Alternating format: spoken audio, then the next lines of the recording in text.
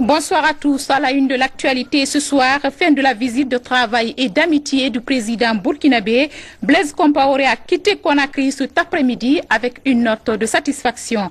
Et puis à Mamou, lancement des travaux de bitumage des voiries urbaines. C'est au compte des chantiers ouverts pour les festivités du 2 octobre. Encore une fois, bonsoir. Je vous le disais tantôt, le président du Faso a quitté Conakry cet après-midi après une visite de travail de 48 heures. Un séjour qui a permis aux deux hommes d'État de passer en revue les questions de coopération et de développement socio-économique de leur pays. La rencontre de Conakry est hautement appréciée par le couple présidentiel Compaoré-Condé. Le cérémonial de départ à l'aéroport international de Conakry avec Mahmoud Bari. Au terme de sa visite d'État et d'amitié de 48 heures dans la capitale guinéenne, le président du Faso a été raccompagné par le professeur Alpha Condé et la première dame de la République. Le couple présidentiel du Faso a été gratifié hier de la Grande Croix de l'Ordre national de mérite. Cette distinction traduit le rôle combien important qu'a joué le président Blaise Compaoré lors de la transition en Guinée. Cette première visite d'État du numéro 1 du Faso a permis de rappeler la nécessité de promouvoir et renforcer la coopération entre la Guinée et le Burkina Faso.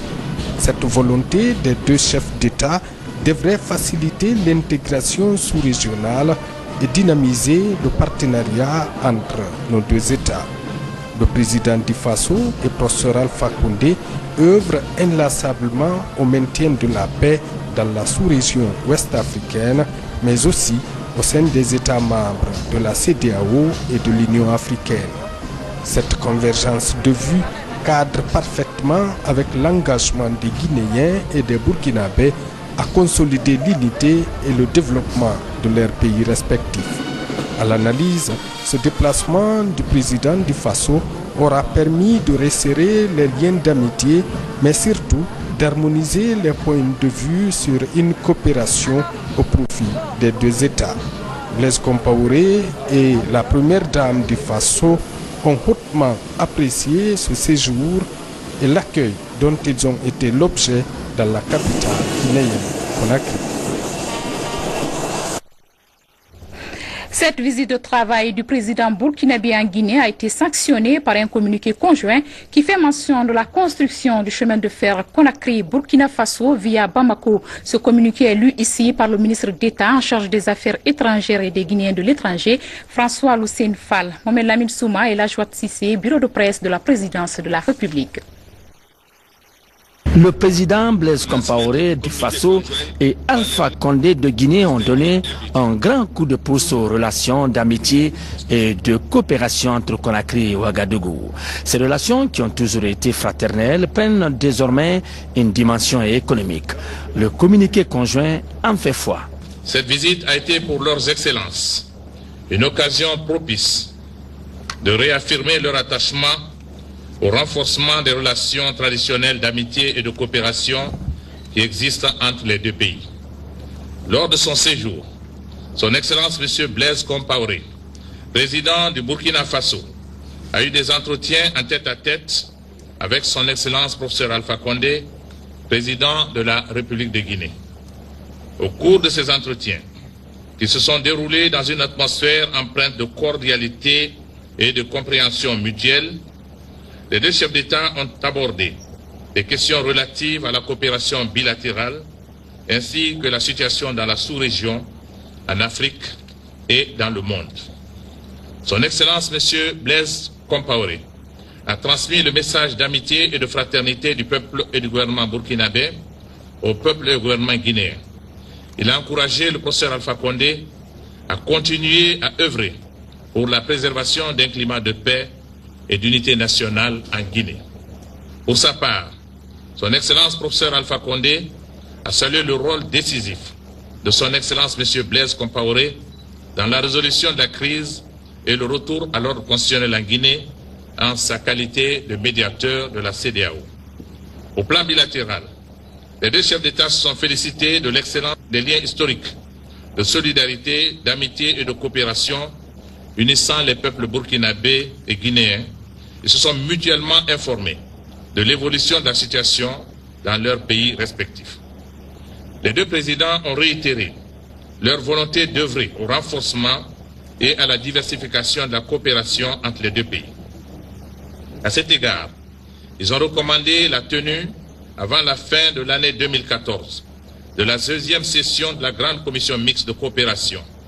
Cette session devra permettre de procéder à une évaluation de l'état de la coopération bilatérale, de renforcer le cadre juridique et d'élaborer des plans d'action prioritaires dans les domaines identifiés.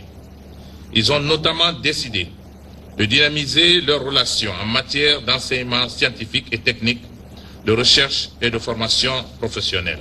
Les deux chefs d'État ont mis l'accent sur la nécessité de réaliser la ligne ferroviaire Conakry-Kankan, Bamako-Bobo-Dioulasso, afin de créer un corridor ferroviaire entre Conakry et Ouagadougou, support indispensable pour accroître les échanges commerciaux entre les deux pays et favoriser le désenclavement du Burkina Faso à travers le port autonome de Conakry.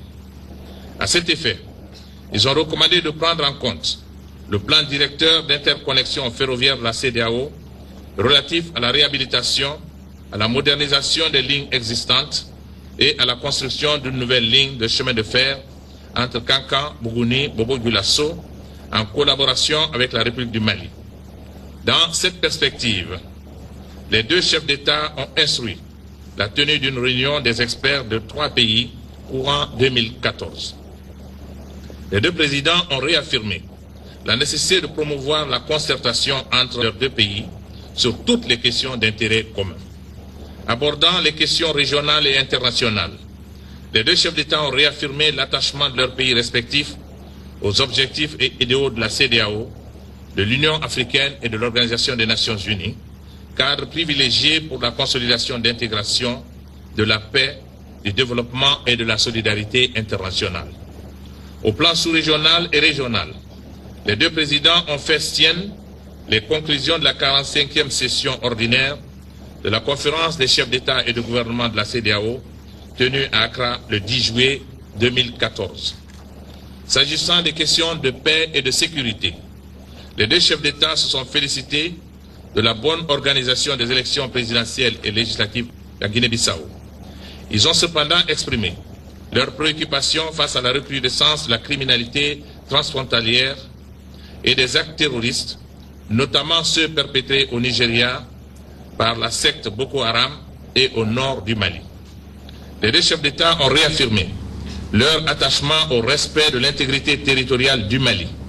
À cet égard, son Excellence professeur Alpha Condé, président de la République de Guinée, a salué l'important rôle joué par son Excellence M. Blaise Compaoré, président du Burkina Faso, médiateur désigné de la CEDEAO pour soutenir le Mali dans ses efforts de sortie de crise. En ce qui concerne la fièvre Ebola, les deux présidents ont salué les recommandations de la rencontre des ministres en charge de la santé, tenue à Accra les 2 et 3 juillet 2014, en vue d'éradiquer l'épidémie, ainsi que la décision prise par le dernier sommet de la CEDEAO, tenu à Accra, de créer un fonds de solidarité à cet effet. Les deux chefs d'État ont réitéré leur disponibilité à travailler de concert en vue d'une mutualisation des efforts pour la promotion de la paix, de la sécurité, de la stabilité et du développement durable en Afrique et dans le monde. Les deux chefs d'État ont salué la tenue prochaine à Ouagadougou, au mois de septembre 2014, du sommet de l'Union africaine sur l'évaluation de la déclaration et du plan d'action de Ouagadougou 2004 sur l'emploi et la lutte contre la pauvreté. Au plan international, les deux présidents ont réaffirmé leur soutien à la position commune africaine sur l'agenda post-2015. Ils ont en outre salué la convocation en septembre prochain par le secrétaire général des Nations Unies d'une réunion de haut niveau sur le changement climatique. Son Excellence M. Blaise Compaoré a mis son séjour à profit pour visiter les chantiers de construction du port en eau profonde et multi-usagers de Morebaya, préfecture de Forêt-Caria, une composante du projet minier de Simandou Sud. Il a vivement félicité son frère et ami, son Excellence professeur Alpha Condé, pour la réalisation d'un tel projet d'envergure dont l'impact est bénéfique pour le développement socio-économique de la Guinée. Au terme de sa visite, Son Excellence M. Blaise Compaoré, président du Burkina Faso, a exprimé sa profonde gratitude à Son Excellence professeur Alpha Condé, président de la République de Guinée, pour l'accueil amical, fraternel et chaleureux qui lui a été réservé, ainsi qu'à son épouse et à sa délégation.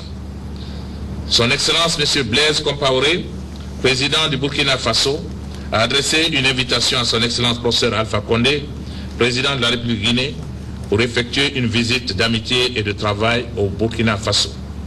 Son Excellence professeur Alpha Condé, président de la République de Guinée, a accepté avec plaisir cette invitation, dont la date sera fixée par voie diplomatique.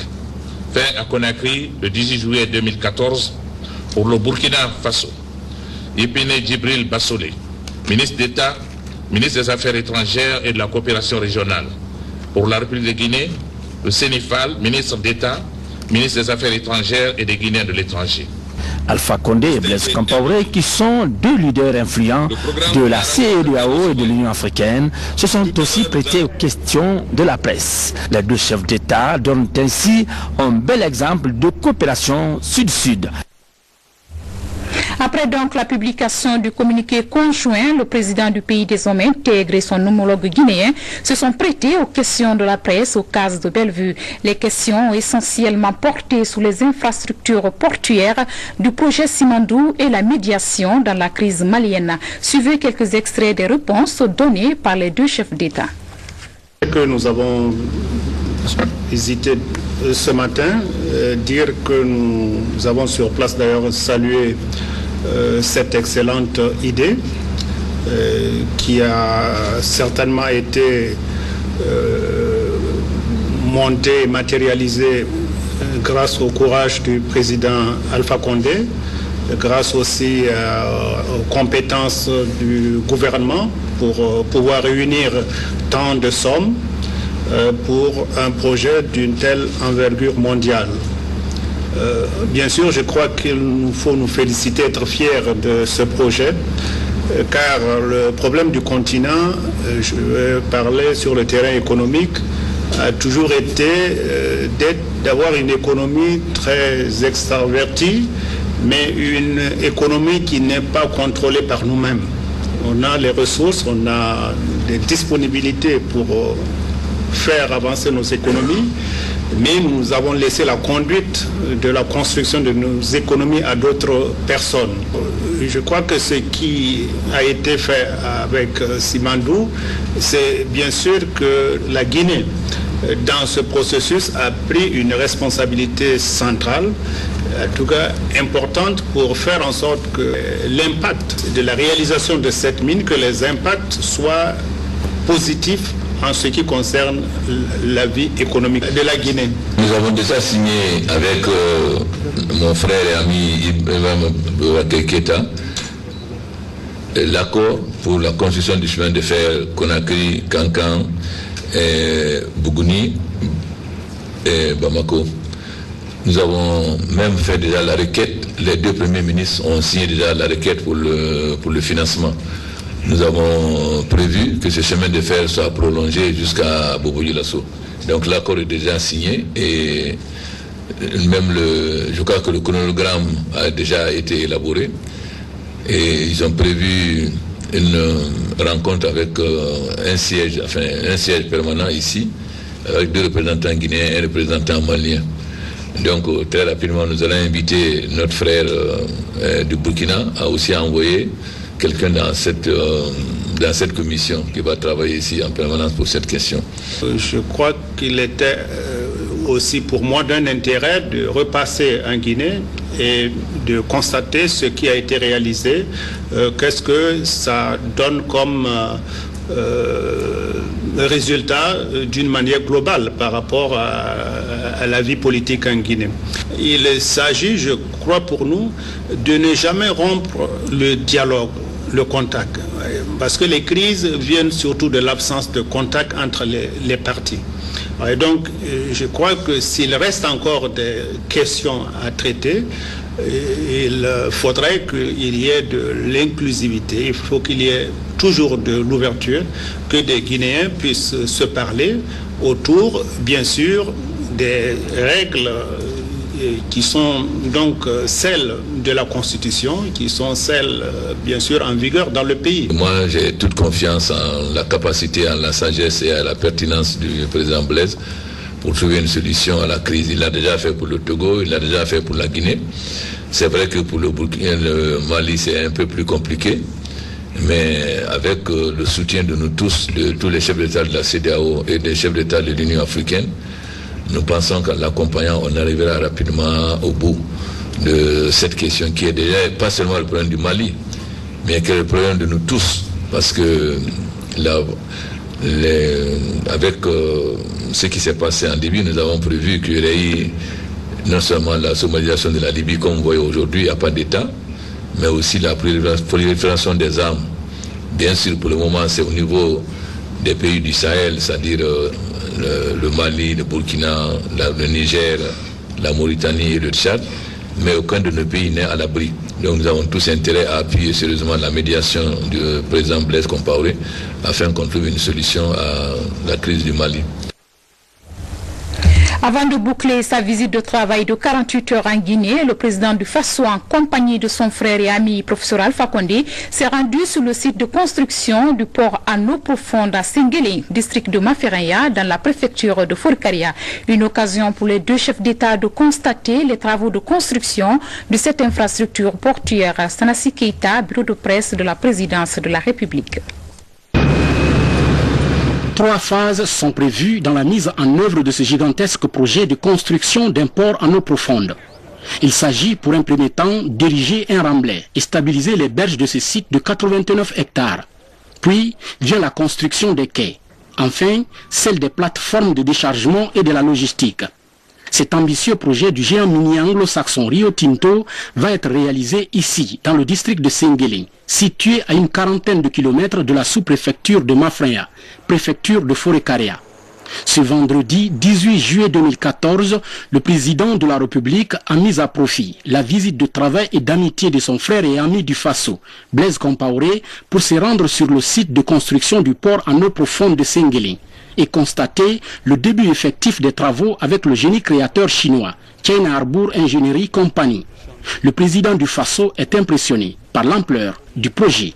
C'est important de noter que c'est une confiance que nous voyons à travers cette entreprise, à savoir que l'Afrique peut, avec des partenariats bien tissés avec d'autres entreprises du monde, construire ce genre d'infrastructures susceptibles à la fois de fournir à l'Afrique des capacités plus grandes d'intervention dans le marché mondial, mais surtout d'obtenir des ressources pour permettre d'assurer un développement plus accéléré. Dans une immense joie, la population du district de Sengelé accueille les présidents Blaise Compaoré et professeur Alpha Condé. Main dans la main, les deux chefs d'État font le tour pour saluer cette population en liesse. Une occasion pour le préfet de Forikaria de préciser. Monsieur le Président, les laborieuses populations guinéennes en général et celles de la préfecture de Forikaria, sous-préfecture de Mafraya en particulier, se réjouissent de l'implantation de cet important projet à envergure mondiale dans leur localité. C'est pourquoi elles saluent vivement cet acte qui, à coup sûr, augure un lendemain meilleur pour l'amélioration rapide de leurs conditions de vie. Le directeur général de Rio Tinto, Simfer, remercie le président de la République d'avoir pris l'initiative de faire visiter les installations par le président du Faso. Monsieur le Président de la République, chef de l'État, merci de votre visite. Les travailleurs de Rio Tinto et moi-même, nous sommes absolument contents de vous voir parmi nous et encore une fois satisfaits du soutien que vous nous apportez, car en faisant visiter à votre homologue de Burkina Faso cet immense projet, vous créez un autre espoir, celui du développement économique régional. Quand je dis régional, pas seulement de la région de la Basse-Côte, mais également, pourquoi pas, à travers le chemin de fer et le port, de l'Afrique de l'Ouest. Dans son message, le président de la République a appelé ses riverains à protéger jalousement les installations de toutes les sociétés qui sont engagées ou qui s'engageront dans le développement de la Guinée. Et dans ce processus de développement amorcé, professeur Alpha Condé a plusieurs ambitions. Nous avons un chemin de fer là-bas, chemin de fer là-bas fait. À Kéné, nous avons femme à bien, mille n'abade. À Féline, nous avons marié par la lama. Ouais, que le chemin de fer là, il a signé, quel fait qu'on a déjà fait cancan. N'a pas de qui n'est, nous n'avons pas mauvais. Nous avons marié par la lama, nous avons un chemin de fer là-bas, quel fait qu'on a créé cancan, Bankoumana, Bamako, Bobo Gulasso. Donc, Mali est fan, et bien là-bas, quel fait que ça fait, on fait là-bas, quel fait quand ça fait que l'on est. Parce que l'on des femmes, 10 semaines de fer, à mon nom, parce que, marchandise par le beau, après le bois, on a appelé Mahadinde. Donc, il faut une semaine de fer et finir de faire un de Mahadinde. Nous avons la Guinée 2015 à la Torre. La Guinée, dans 40 ans, bien nous tombons au lieu m'a dit, on y seulement m'a dit, on ne sait pas comment m'a dit, nous t'en manquons là, donc nous battons. Nous faisons la maman, pour gagner ni qui la combat la cana. Nous avons la maman, à l'humain à l'ouha de valeur. Les études d'impact environnemental et social de ce projet de construction d'un port en eau profonde sont déjà réalisées. Le chef de l'État s'est fortement réjoui de l'état d'avancement des travaux de construction de cette infrastructure portuaire qui va à coup sûr apporter un plus dans l'économie guinéenne. Un élan de développement que la population de Sengheli a hautement apprécié. Vive donc la Guinée des grands chantiers. Vous pourrez suivre cet élément en Info Plus demain après le journal de 21h. Du côté de Conakry, les premières dames de Guinée et de Burkina Faso se sont également rendues sur quelques grands chantiers ouverts par le président professeur Alpha Condé. Ainsi, Mme Chantal Compaoré Hadjagene Condé ont visité les chantiers de la nouvelle cité internationale de Kipé et l'hôtel Sheraton sur les pas des premières dames Hadjadama Magasuba. C'est ici, sur ce chantier gigantesque de la société Guinea Mar Grandioso, que cette délégation conduite par le gouverneur Soriba Sorel Camara a fait escale. Des riverains ont de façon spontanée accueilli les dames avec enthousiasme. La cité internationale Plaza Diamant, un rêve du président Alpha Condé qui chaque jour devient réalité. Un immense projet initié par le chef de l'État en vue de créer un habitat décent pour les populations guinéennes. Nous lui témoignons notre reconnaissance et notre engagement pour la réussite de notre projet Plaza Diamant.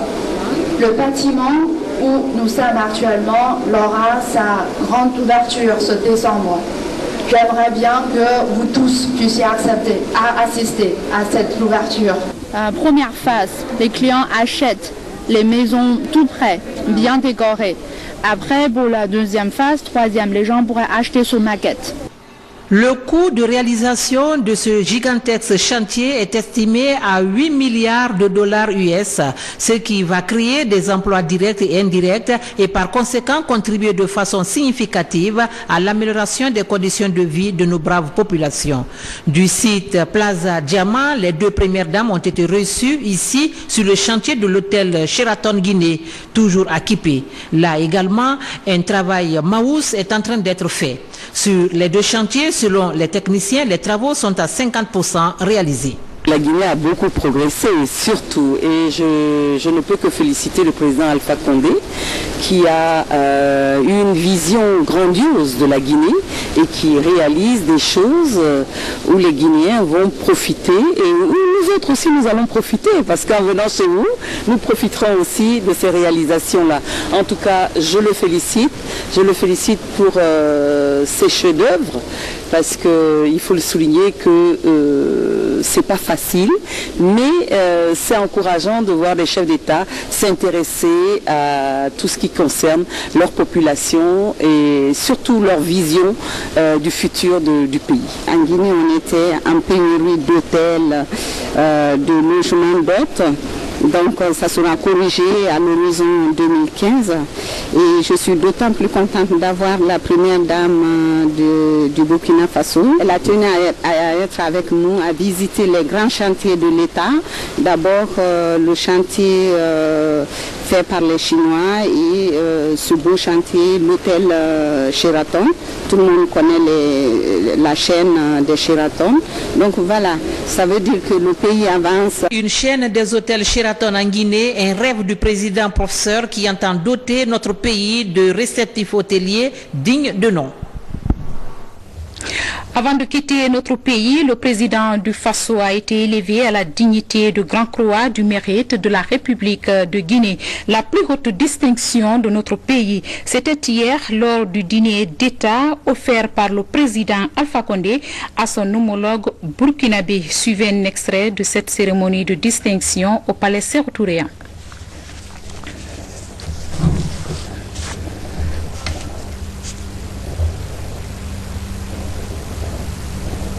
Le président de la République décrète, article 1er, est élevé à la dignité de Grand Croix de l'Ordre national du mérite de la République de Guinée.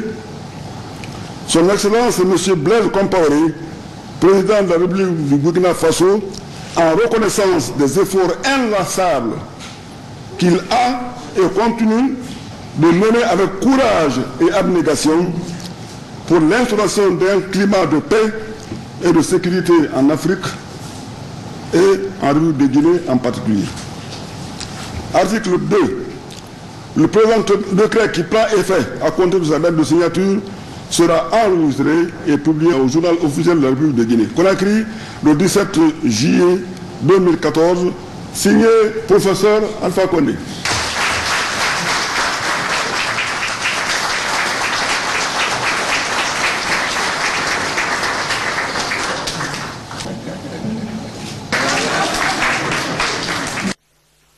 C'était donc la cérémonie de distinction du président Blaise Compaoré. Voilà ce qu'on pouvait dire sur cette visite d'État. Également dans l'actualité, Mamou, la ville carrefour de plus en plus dans l'atmosphère des festivités de l'indépendance. Un pas vient d'être franchi avec le lancement des travaux de bitumage des voiries urbaines par le ministre des Travaux publics en compagnie de son homologue des Guinéens de l'étranger et président de la commission d'organisation des festivités. L'événement réjouit les Mamoukas qui ont massivement pris part à la cérémonie dans le quartier Almamia. Habib Kiam, Cheikh Mabin Silla sont nos envoyés spéciaux à Mamou.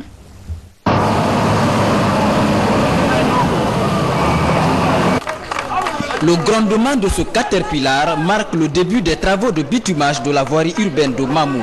15 km sont annoncés pour cette première étape symbolisée par ce geste traditionnel.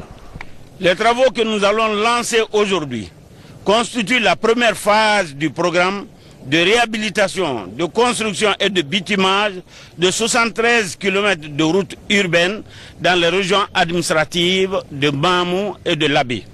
L'engagement actuel du gouvernement pour la réalisation des infrastructures prévues à Mamou dans le cadre du 56e anniversaire de l'indépendance de notre pays s'élève également à plus de 300 milliards de francs guinéens.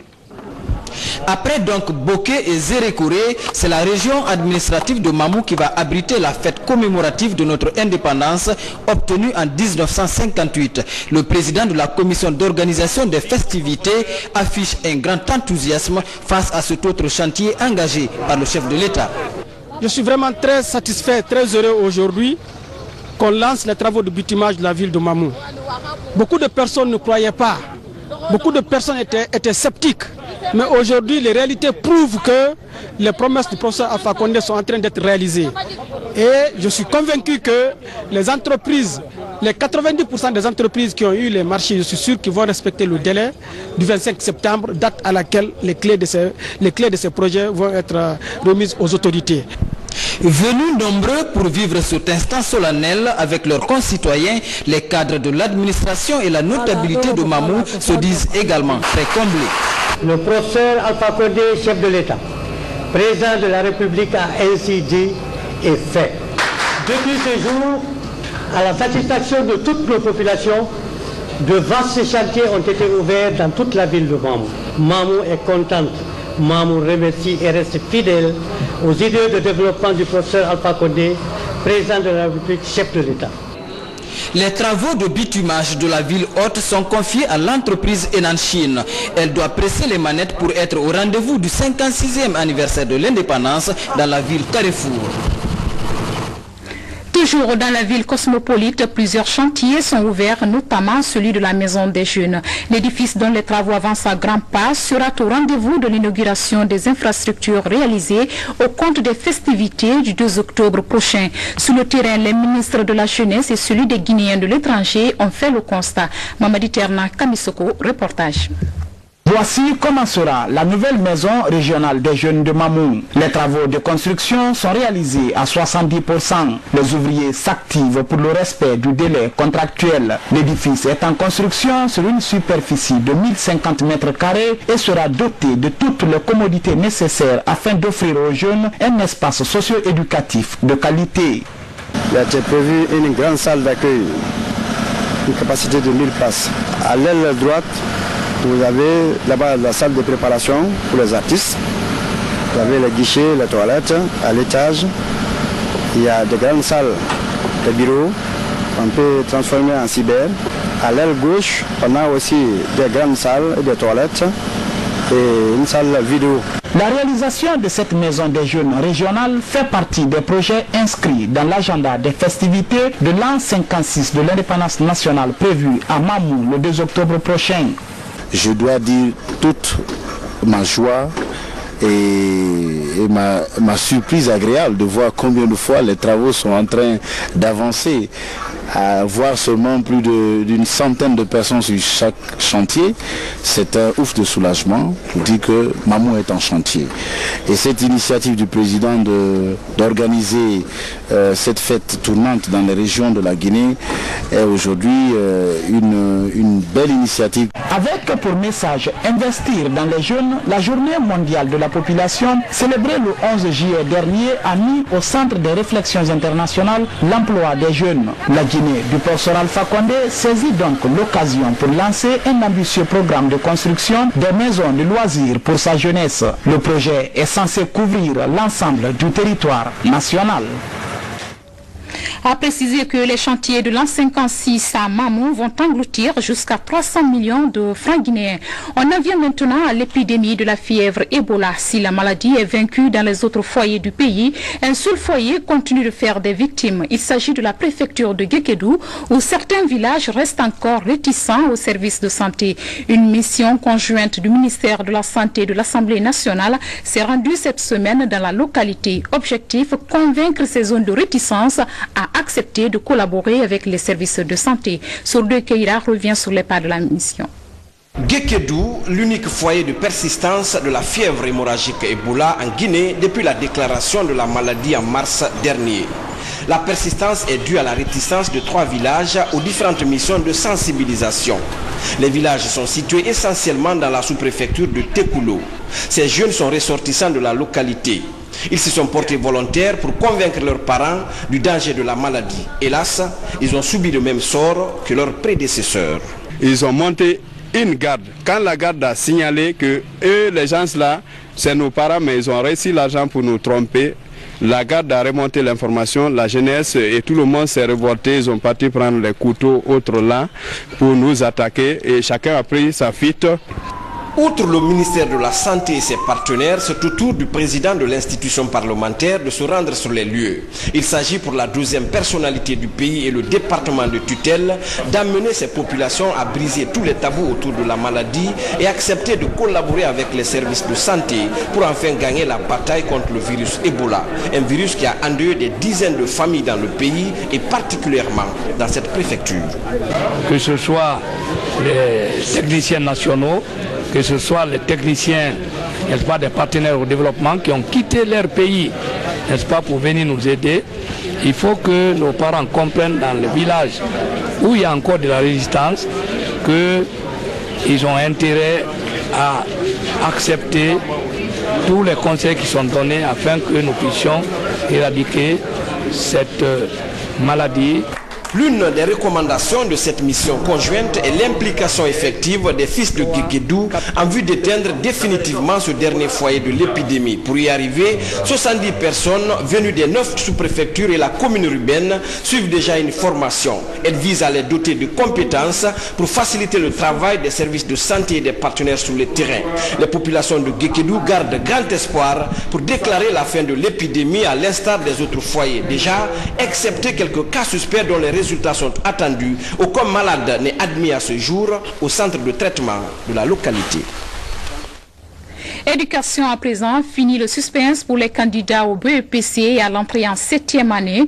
Les résultats viennent d'être publiés dans les DCE et sur le site de MTN Ariba.